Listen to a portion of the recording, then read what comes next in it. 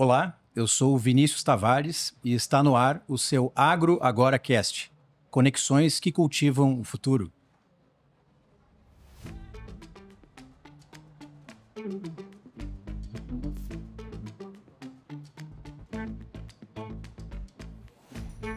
Quatro instituições, o mesmo compromisso com a agricultura sustentável.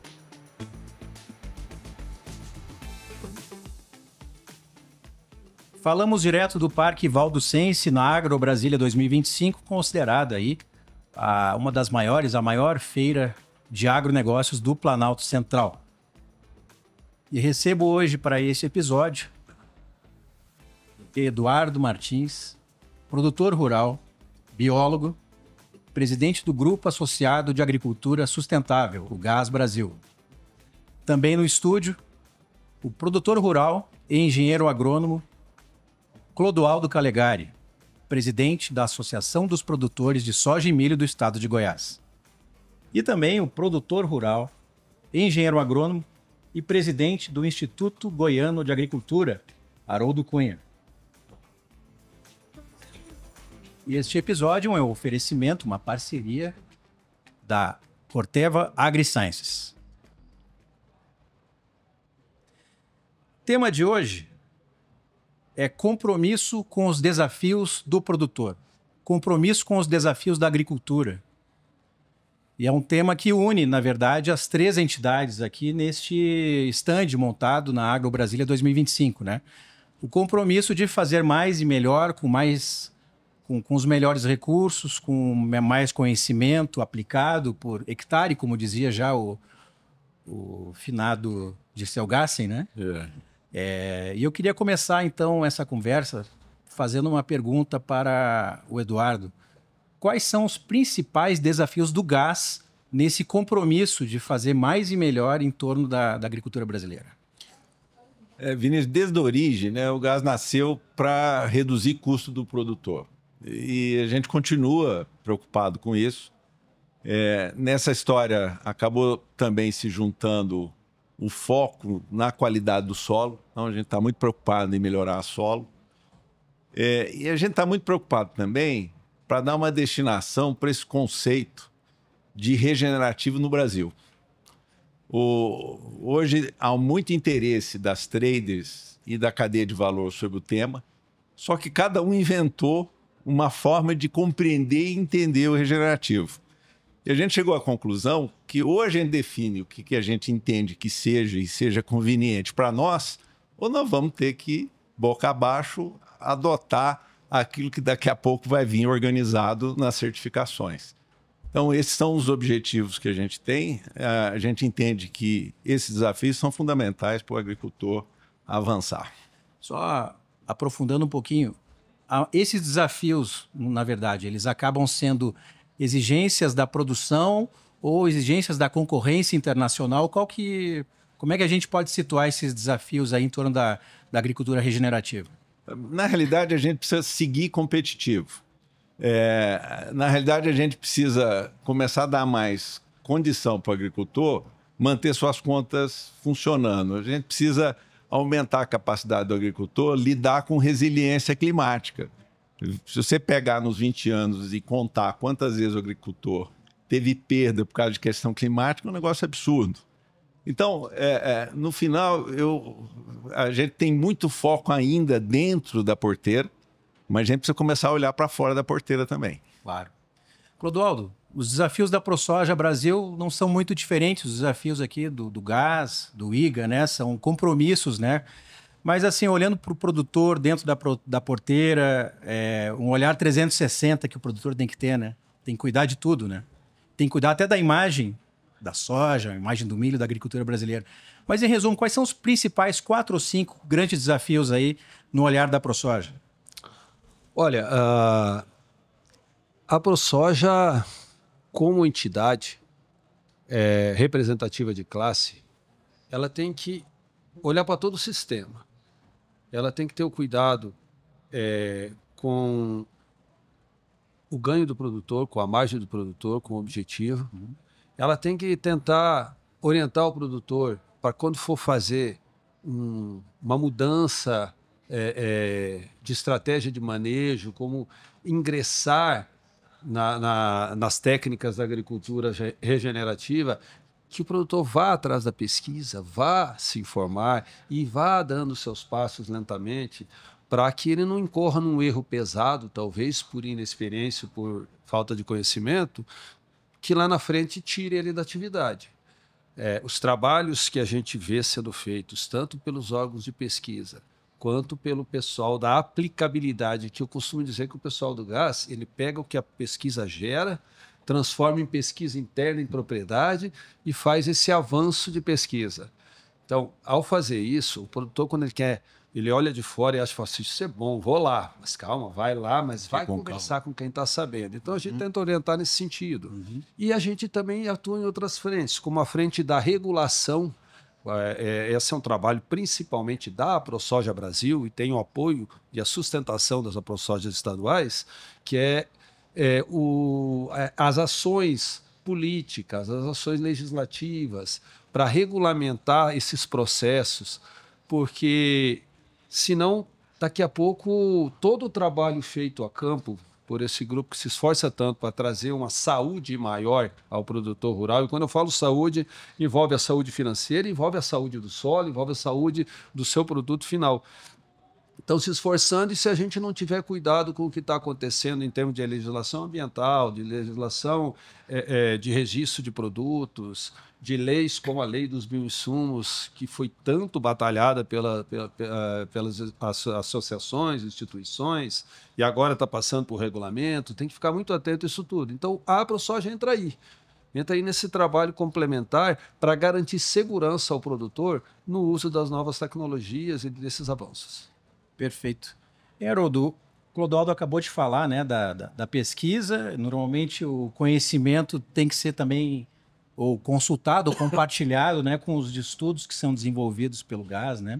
E como é que o IGA entra desenvolvendo esse conhecimento, né, através dos seus laboratórios, né, através da sua área de pesquisa em Montevidéu? Quais são esses serviços, para começar falando, que o IGA oferece para o produtor nesse compromisso de atender e superar os desafios da agricultura, os desafios do produtor?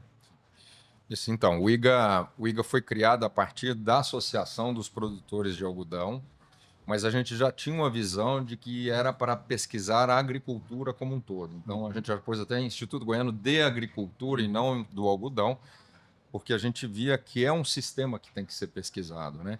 O nosso objetivo ali era que a gente pesquisasse, que tivesse condução de trabalhos das principais dificuldades dos produtores. Que o produtor, na hora que ele tivesse interesse em procurar por uma tecnologia, por um manejo ou por um produto, seja um inseticida, um fungicida, que ele encontrasse a resposta ali no Instituto. Porque, de novo, o que a gente busca, né, é produtividade, a gente quer que o produtor tenha produtividade, tenha sustentabilidade, redução de custo. Porque é essa equação que vai dar a margem do que o produtor tem.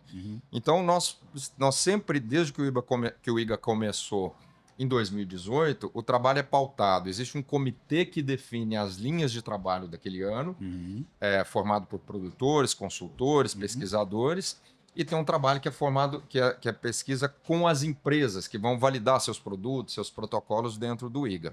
E daí a gente leva essa informação para o produtor. E nesse meio do caminho, a gente entrou muito forte também nessa questão da agricultura mais sustentável, da agricultura regenerativa, com o projeto de biofábricas, e dali a gente entrou com um laboratório de análise microbiológica, e isso está sendo um dos carros-chefes nossos, né? Porque a gente vê que precisa trazer esse equilíbrio, precisa trazer uma sustentabilidade realmente de que você tem um sistema saudável de produção e que isso seja viável. Então, o nosso trabalho é trazer essa informação e que ela chegue ao produtor e com a isenção muito grande. O IGA se esforça muito nesse sentido, que o resultado dali, quando o produtor olha, ele saiba que aquele resultado é isento de qualquer interesse comercial. Isso é muito importante para a gente. Claro.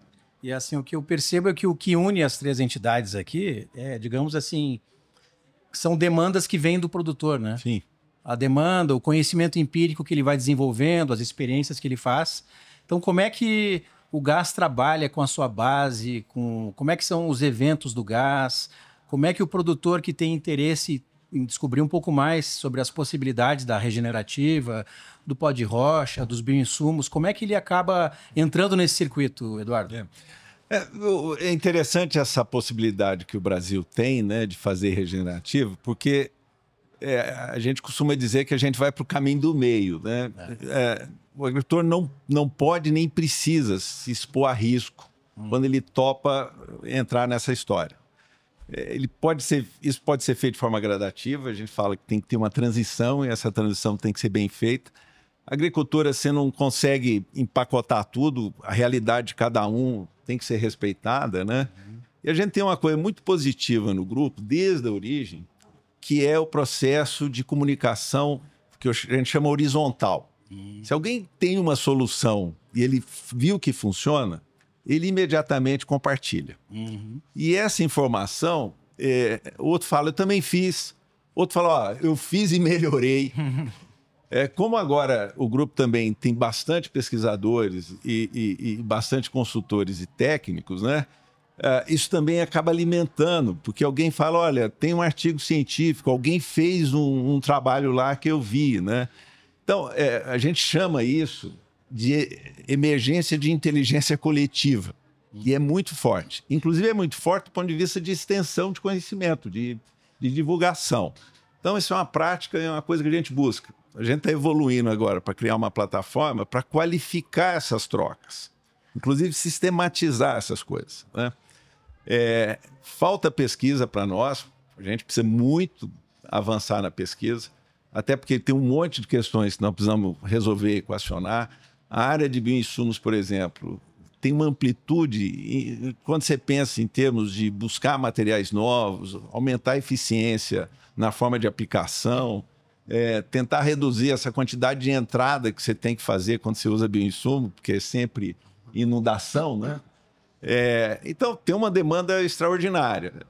E a gente, devagar, está conseguindo a adesão de pesquisa.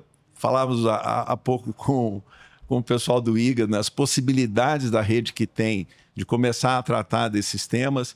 Vai estar avançando, mas a base nossa ainda é a troca de informação horizontal entre os agricultores. Claro. Como é que é essa troca com as entidades? Porque a gente tem dois braços aqui que são produtores, mas o produtor não desenvolve a pesquisa, nem o conhecimento, mas como é que vem essa demanda? Como é que a ProSoja recebe essa demanda dos produtores, essa necessidade? Como é que ela percebe a necessidade dos produtores de buscar uma produção mais sustentável, com custos menores, mais racional, menos dependente dos insumos químicos, né? Como é que a ProSoja trabalha essas demandas que vêm do produtor, dos conhecimentos que são compartilhados? E a ProSoja também tem esse papel, né, de levar essa informação adiante, de compartilhar, de participar dos eventos. Como é que isso chega no produtor? A ProSoja, sempre que possível, de forma institucional, ela apoia iniciativas de pesquisa, de extensão. E a gente realmente tem muitas demandas, mas o produtor ele tem dois perfis que é estranho botar um ao lado do outro. Primeiro é o ceticismo. Ele, para acreditar numa coisa, demora. Mas, por outro lado, ele é de uma fé inabalável, né? O produtor, o investimento que ele faz, esperando o bom tempo, tem que ter muita fé para fazer. Então, assim, a partir do momento que o produtor começa a enxergar que isso está dando certo, que tem alguma coisa para frente, ele vai querer se informar, ele vai querer buscar essa alternativa. A ProSoja, muitas vezes, vem um questionamento, fala assim, olha, queria saber mais sobre tal coisa, sobre uso do remineralizador de solo na agricultura, com quem que eu posso falar? Se a ProSoja tem informação, olha, procura fulano de tal, do GAAS, que tem mais experiência nisso.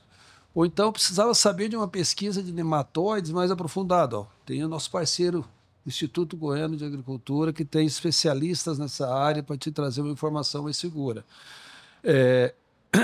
Na verdade, nós todos somos produtores. A ProSoja tem esse detalhe, ela é de produtor para produtor, ela é feita, ela é conduzida, ela é administrada, ela é formada por produtores rurais. É um grupo de produtores que se uniu buscando defender os interesses da classe.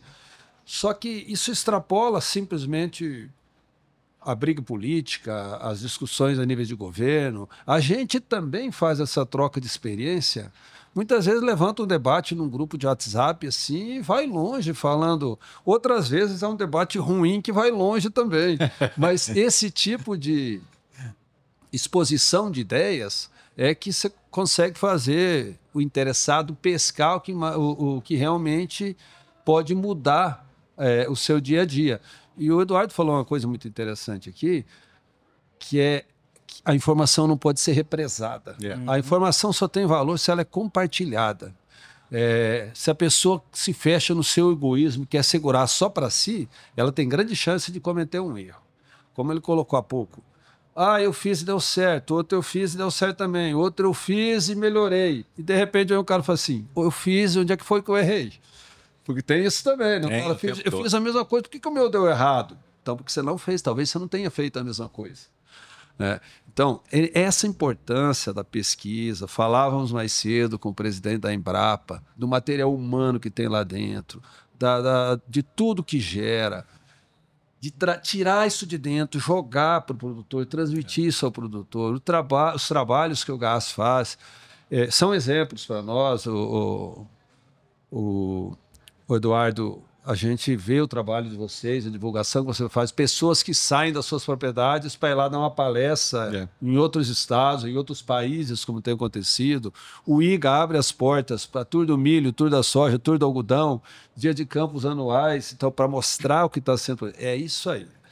Quando a informação chega no produtor, ele vai ouvir uma vez, vai ouvir a segunda, vai ouvir a terceira, fala assim, isso aí está dando certo, eu vou experimentar. E aí, quando está se tornando uma prática corriqueira, vem a parte da regulamentação, da regulação, da orientação, que é onde a ProSoja tem essa outra função. Haroldo, soja, milho, algodão, feijão, né? Os principais produtos, né, que são o alvo, né, das pesquisas do IGA, né? Como é que esse conhecimento é compartilhado com os produtores? Que forma os produtores têm acesso a esses resultados, né? A esse melhoramento, esse melhor conhecimento, né? Eu queria até, antes de mencionar isso, falar um pouquinho pela percepção aqui, da questão da iniciativa do setor da parte privada, né? Pronto. Você vê, o GAS é totalmente privado, a ProSoja, o IGA. Incrível. São as pessoas que se movimentaram, são os produtores que se movimentaram, para criar essas instituições, essas organizações para defender o seu negócio. A gente não ficou esperando, acho que por isso que o agro brasileiro ele é muito, muito diferenciado. A gente não espera que venha uma iniciativa governamental pura e simples. Muitas vezes o que a gente tem visto é até o contrário. A Embrapa, às vezes, ela está andando atrás do que o setor privado está fazendo para validar. Então, assim, o primeiro foco é a gente olhar o que interessa, qual é a dificuldade do produtor, para definir o que a gente vai pesquisar. Então, porque não adianta, se você vai pesquisar algo que não vai ter utilidade para o produtor. A gente já teve uma instituição, uma época, em que a pesquisa talvez era feita, o pesquisador queria publicar. E aí, às vezes, o que ele vai publicar não é interesse de ninguém. Então, é um conhecimento que não gerou nada, ele não gera nenhum desenvolvimento. Então, o IGA primeiro trabalha essa questão de que a pesquisa ela tem que ser focada em algo que seja a dificuldade ou uma oportunidade que o produtor tem e que a gente vai levar essa informação. Então, como que a gente divulga isso? A gente tem a parte de eventos. Nós temos um evento grande da soja, que é o Tour da Soja, que hoje talvez é o evento que a gente tem mais público por conta da expressão da soja no estado de Goiás. Temos o Tour do Milho, o Tour do Algodão e o Dia do Algodão. Esses são os eventos principais. O Dia do Algodão ainda é o evento carro-chefe nosso, porque o IGA surgiu pela Associação dos Produtores de Algodão. E toda a nossa pesquisa, a gente tem informes técnicos e relatórios anuais que estão disponibilizados no site. Então, nós temos os eventos, nós temos os resultados compilados que são disponibilizados no site e a gente ainda tem também o trabalho de pequenos encontros regionais com grupos de produtores em que a gente passa rapidamente ali o que se pesquisou na soja, e depois, num segundo momento, soja e milho, num segundo momento, o algodão, e ali a gente é uma troca, porque a gente busca reunir produtores de diversas fazendas e você vai analisando aqueles resultados e a pessoa vai comparando. Olha, na minha fazenda eu fiz, realmente é isso, não é? E isso gera, inclusive, demanda para o próximo ano. Né? Através quando você divulga os resultados, que eles são debatidos, ali já saem, já começam a aparecer as ideias de pesquisa do ano seguinte. Evidentemente que as pesquisas não podem ser realizadas um ano só. E hoje a gente já começa a ter, nós estamos já partindo para um momento de trabalhar um banco de dados, um banco de toda a informação que foi gerada, porque às vezes ela se perde. Ela é tão grande que ela se perde. Então nós estamos trabalhando isso para organizar tudo que a gente tem por temas, porque isso tem um valor muito grande, principalmente quando você vai fazendo safra a safra e você começa a ter o resultado que se repete e você tem uma tendência de dizer que aquilo está no caminho, porque às vezes num ano você tem um resultado que foge do normal, mas à medida que você repete, isso aí vai te dando mais consistência no resultado apresentado. Então nós estamos trabalhando isso e já iniciamos também um projeto que a gente chama de extensão. O IGA, porque essas questões, a grande dificuldade às vezes da instituição de pesquisa é a sustentabilidade financeira, né? Porque você trabalha aquilo ali, você tem que ter o recurso que vai financiar essa atividade e basicamente é gente, né? Então é muito focado em pesquisadores, agrônomos e tudo. E nós começamos com esse trabalho de extensão, onde o IGA já começa a desenvolver alguns protocolos regionalmente no estado. Por exemplo, competição de variedades. Se a gente desenvolve só em Montevidéu, é um ambiente que é totalmente diferente do sul do estado, do norte do estado, por questões de temperatura, por questões de altitude, enfim, são condições edafoclimáticas totalmente diferentes. Então a gente já começou a ir para essas regiões, já é um avanço, em que aí a gente começa a ter dados que talvez que vão ser diferentes uns dos outros, mas que vão atender regionalmente aquele grupo de produtores. Então é um passo a mais e a gente acha que esse é o caminho. É ir dando essa amplitude nos trabalhos, em termos de locais, de ensaios, para que a gente consiga realmente agregar com os produtores das diferentes regiões do estado. Excelente. Eu queria abordar um pouquinho o tema dos bioinsumos, que eu acho que é importante. A gente tem duas entidades de pesquisa, de estudo, de geração de conhecimento, uma entidade que demanda, né, precisa, né, a ProSoja, todos aqui demandam redução de custos, racionalidade. Como é que o GAS vê esse mercado de bioinsumos, não só para o uso, como para a produção, esse ecossistema que envolve os fabricantes de bioinsumos, né, que participaram de um movimento importante em outubro, novembro de 2024, né, quando fizemos um diálogo em Brasília, foi feito um diálogo na ProSoja Brasil e a gente conseguiu avançar no projeto de lei, Câmara, Senado e sanção presidencial. Como é que o GAS vê esse mercado e esse ecossistema dos bioinsumos no Brasil?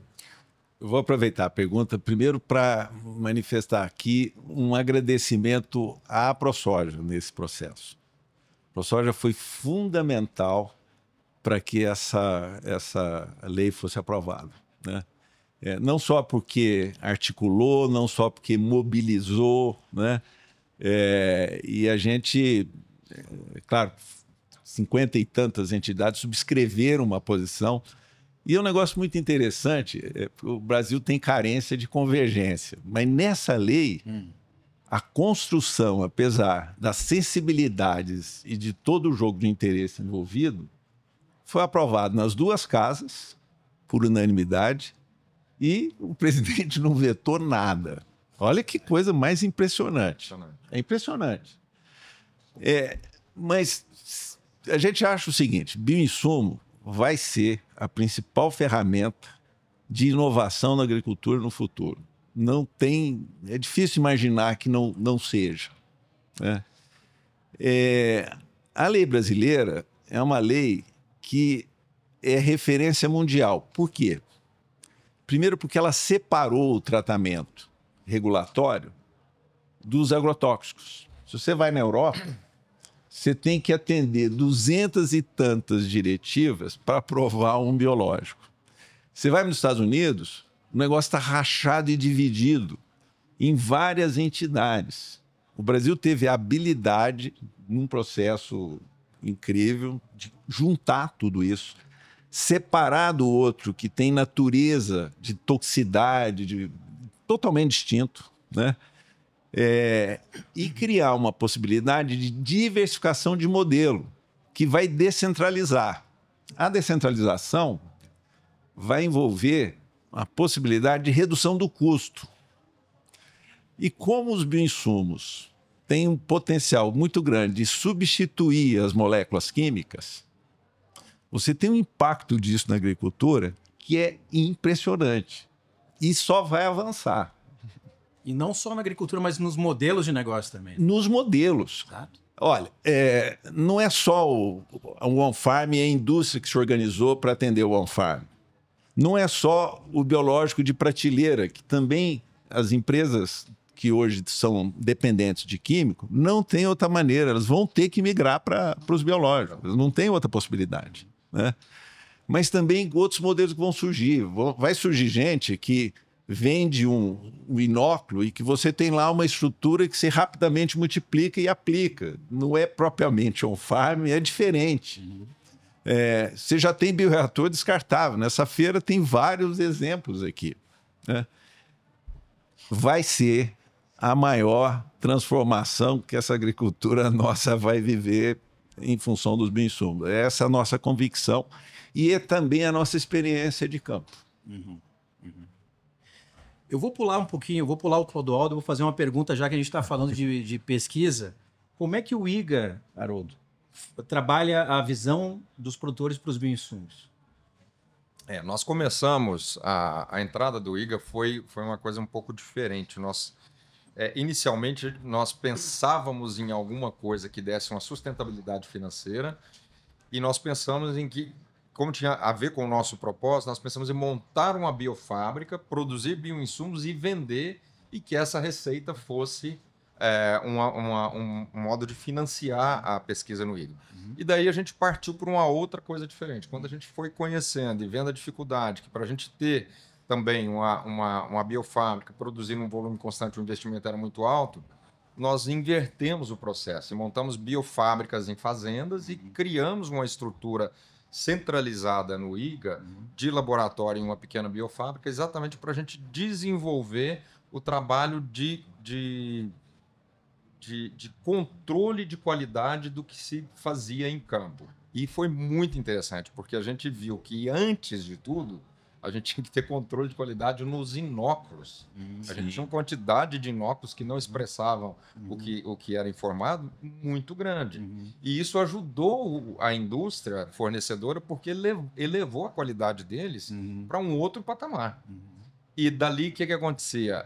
Houve embates, óbvio, mas falou-se adotou-se protocolos que são compartilhados e os produtores começaram a usar com mais segurança. Então, o IGA trabalha também com essa produção a parte de capacitação, a parte de orientação dessas biofábricas. E a gente vê muito claramente as fazendas que têm uma assistência e que fazem o uso desse controle, como o processo se alimenta e progride muito mais rapidamente do que quem não faz. Claro. Porque é muito difícil, não é tão simples assim. Né? O biológico não é tão simples. Parece que é muito fácil, mas não é. E depende, e aí o que a gente observa? O IGA resolveu, também foi na pesquisa, não só no uso dos bioinsumos, mas eu preciso olhar o sistema, eu preciso ter planta de cobertura, eu preciso ter palha no sistema. Porque não tem nada que vai fazer sozinho. Então, às vezes, você tem que adotar um conjunto de práticas que juntas vão trazer um resultado. Né? E a gente está vendo isso. Onde você não tem... o que a gente pesquisa? As melhores coberturas, os melhores sistemas. A gente tem resultados lá no IGA de anos seguidos, com várias combinações de plantas de cobertura, ou área que foi soja, milho e não teve nada, e os resultados são impressionantes. É assim, onde você fez planta de cobertura, pelo menos num ano, você tem 10 sacas a mais na soja, chega a ter 15 sacas a mais no milho no ano seguinte. Então, assim, às vezes a gente tira aquele olhar do imediatismo, que não é fácil, porque a gente precisa sobreviver naquele ano, né, Clodoaldo? Exato. Às vezes o produtor tem que fazer receita naquele ano. Mas é um processo. A gente vê que é uma construção em que isso é parte dessa nova agricultura. Nós temos isso muito forte no IGA. E aí, nesse olhar, talvez você não vai ser simplesmente só o biológico, mas a combinação do biológico com o químico. Né? E aí você vê que é uma mistura que dá certo. A gente tem resultados lá que são muito promissores nesse sentido. Então, é trazer esse conceito para que ele seja apropriado pelas fazendas e dali que isso vira uma realidade. Daqui a pouco, a gente também não tem dúvida disso, que essa agricultura mais sustentável, com o uso dos bioinsumos, e que eu acho que nós vamos fazer isso muito bem no Brasil, porque nós temos esse empreendedorismo no campo, né, no agro brasileiro, de fazendo melhor. E não vamos fazer só porque o mercado exige, porque nós vamos ver que nós vamos precisar disso. Nós precisamos disso para ter rentabilidade, para ter sustentabilidade e produção ao longo dos anos. Já tivemos aí uma série de aprendizados, de processos, né, de transformação, né? Como o plantio direto, por exemplo. Exatamente. Então, assim, já não é uma novidade mudar um sistema de produção. Né? Não. E a gente vê que o Brasil hoje é exemplo disso no mundo, né? De plantio direto. Então, a gente olha, quando a gente olha as fazendas da década de 80, o produtor ele abria até a beira da represa do rio, mas era um desconhecimento. Hoje, ele deixa aquela coisa, ou ele recompõe a sua, não é só pela legislação, porque isso está entrando, ele está vendo o que ele precisa. Na hora que ele vê uma água suja, demais que a natureza levou ali, uma chuva pesada levou, ele vê que faz sentido aquilo. Então, acho que muito mais do que só a legislação, é um pouco essa observação de que eu estou protegendo o meu patrimônio e estou fazendo melhor. Vou pensar uma palavra que tu usou, Haroldo, para explorar aqui um tema com o Clodoaldo, que é o processo, né?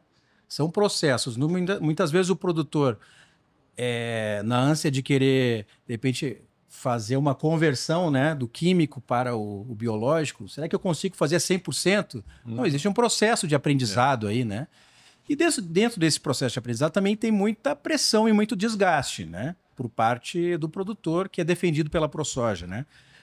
E aí o que eu quero chegar é o seguinte, Clodoaldo, onde é que a ProSoja atua no sentido de proteger aquele produtor que quer aprender mais, quer explorar o potencial dos bioinsumos, quer começar devagarzinho, e isso vai acabar, talvez, reduzindo a dependência dos químicos, né?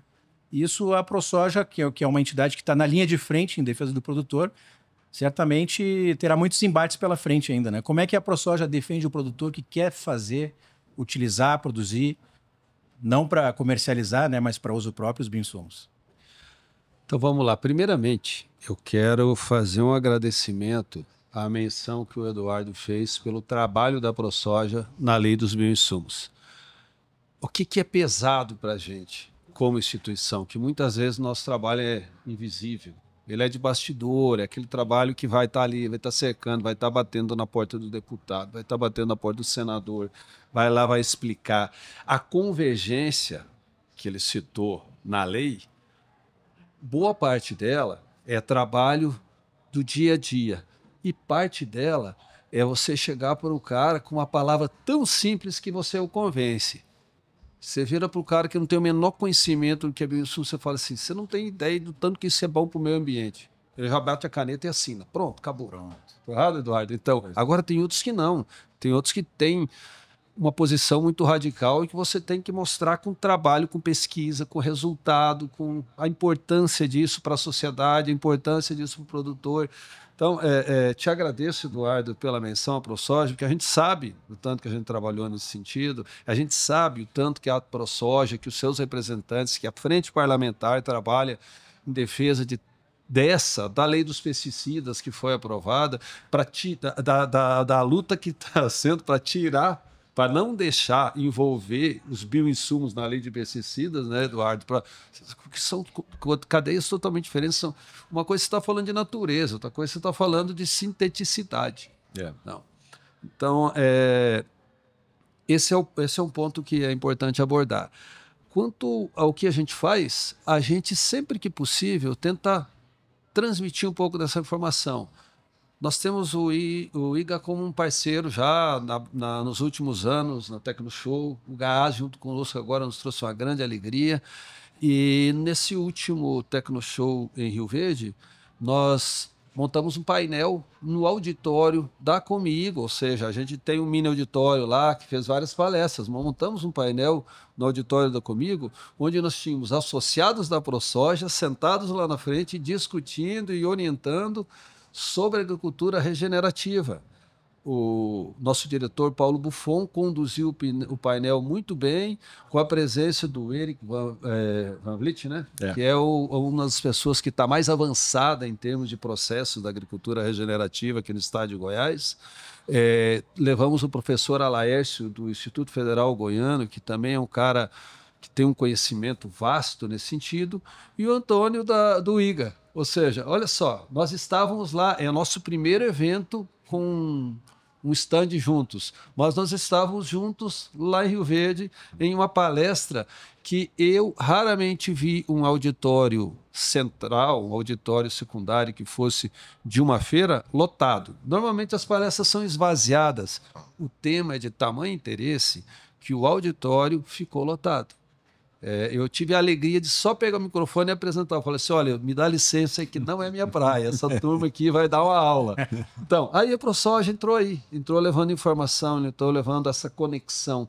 E da mesma forma que o Haroldo sentou no início, que são trabalhos da iniciativa privada, cada um no seu quadrado, cada um no seu segmento, quando a gente junta essas peças do quebra-cabeça, despidos de vaidade, eu gosto muito desse termo, a gente tem que deixar a vaidade de lado. Se é importante para o setor, não precisa ter pai da criança, não precisa ser eu, o Zé, a Maria e o José, não.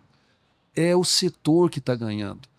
Aí, nesse momento, eu falo como agricultor, como engenheiro agrônomo, eu estou na agricultura há mais de 40 anos, cresci com meu pai na agricultura,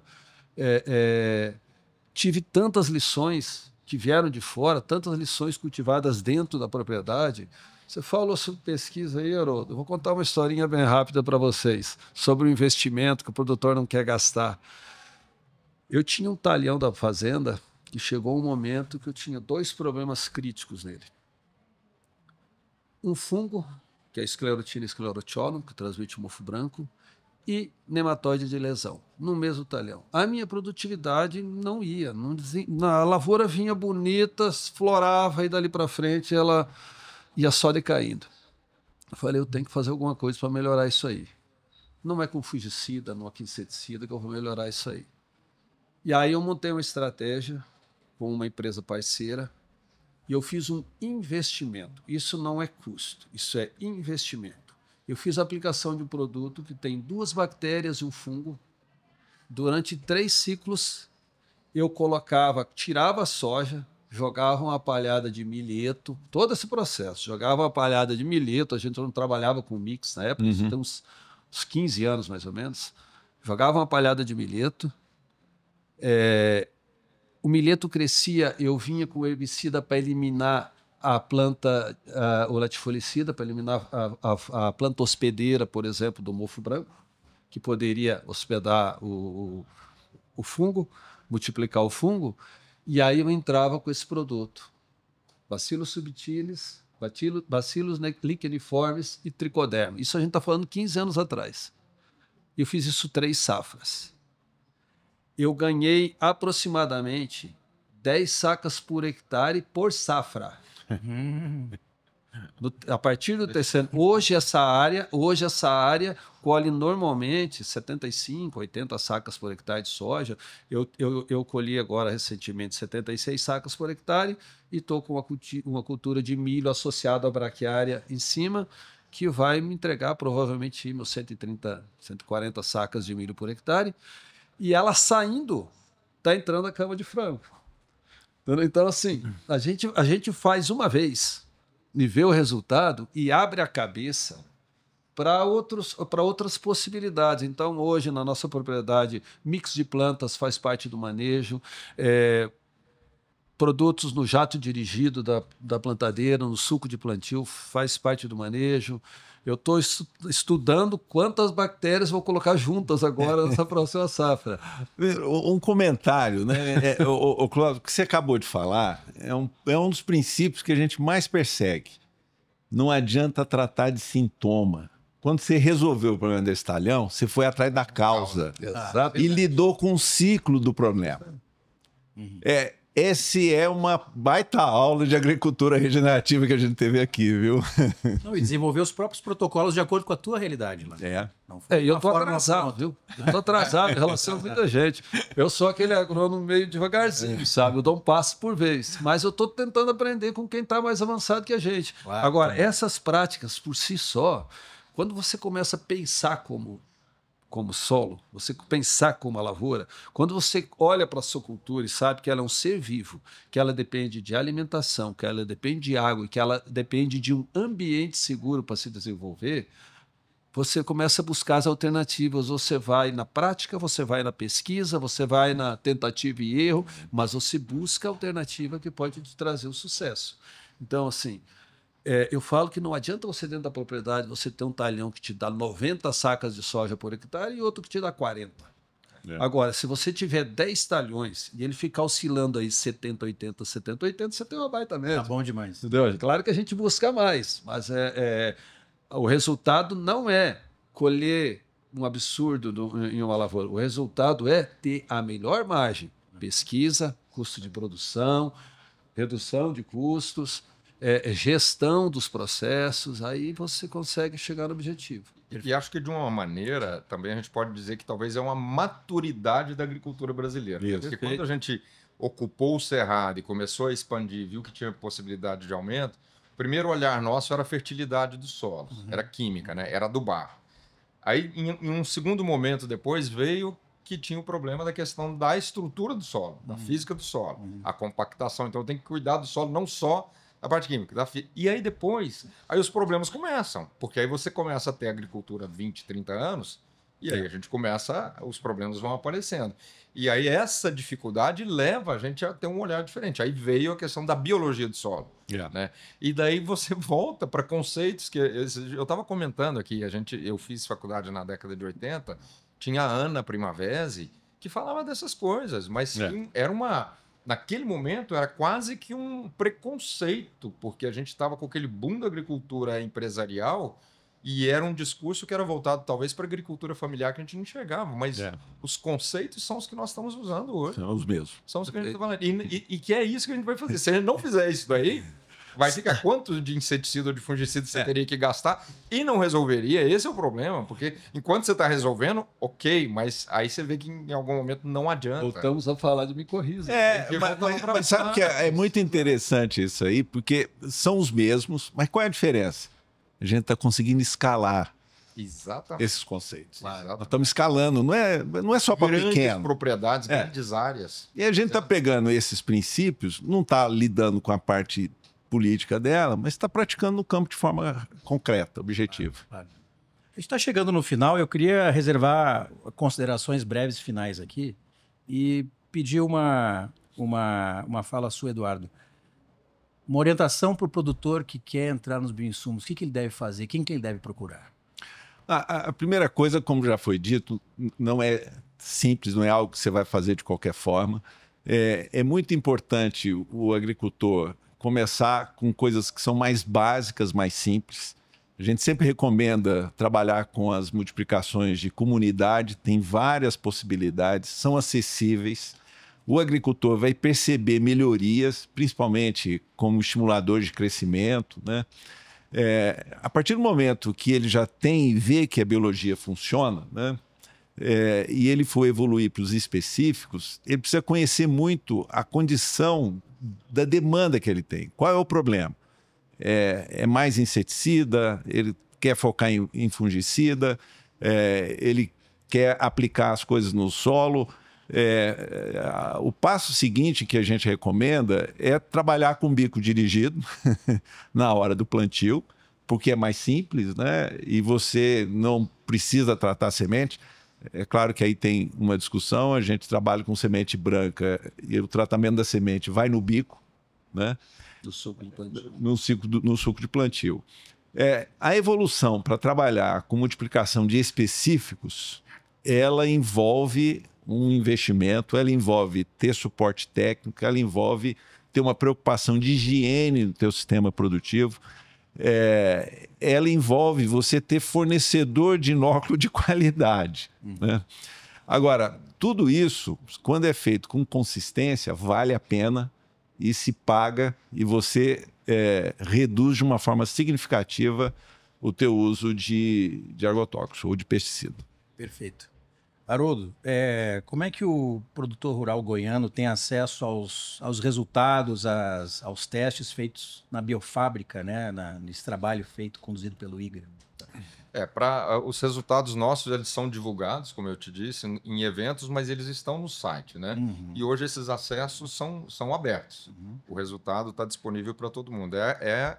Talvez um pouco esse trabalho, a nossa participação um pouco nessas feiras, é exatamente para dar essa visibilidade do Instituto, que existe um Instituto, que ele tem onde buscar informação. Porque hoje, na região de Montevidéu, ali próximo a Rio Verde, já é conhecido. Mas a gente quer dar essa visibilidade do IGA para que outros produtores de outras regiões também tenham acesso. Mas os resultados estão lá, são disponíveis para todo mundo.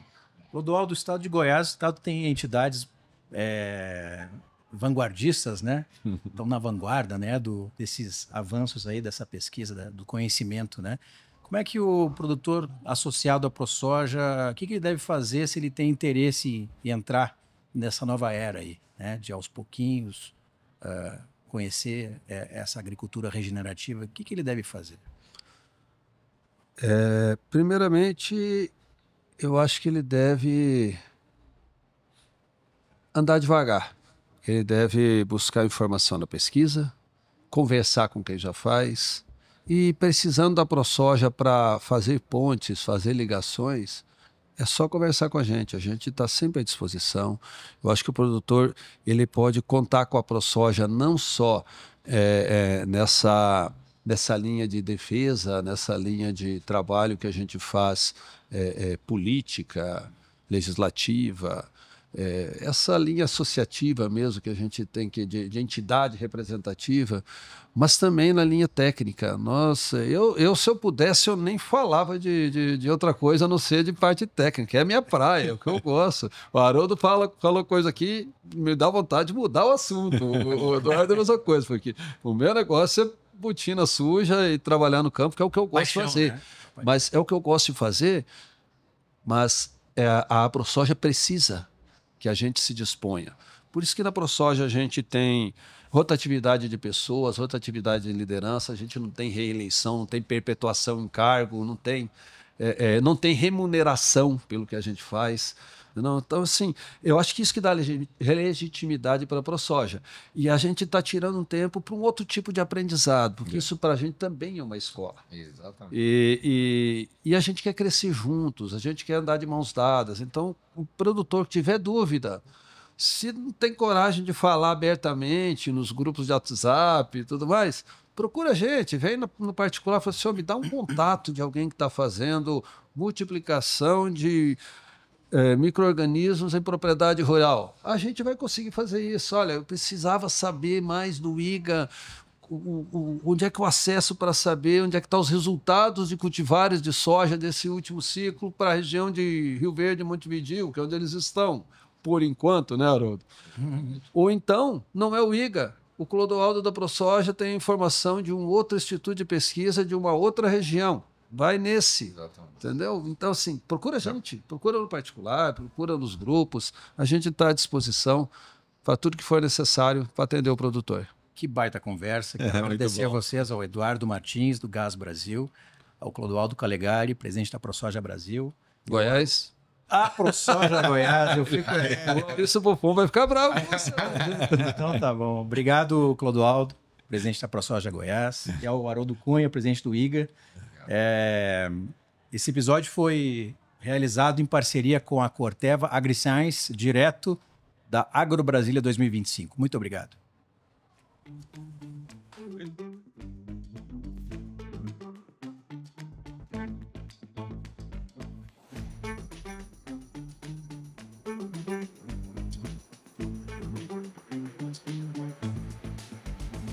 4 instituições. O mesmo compromisso com a agricultura sustentável.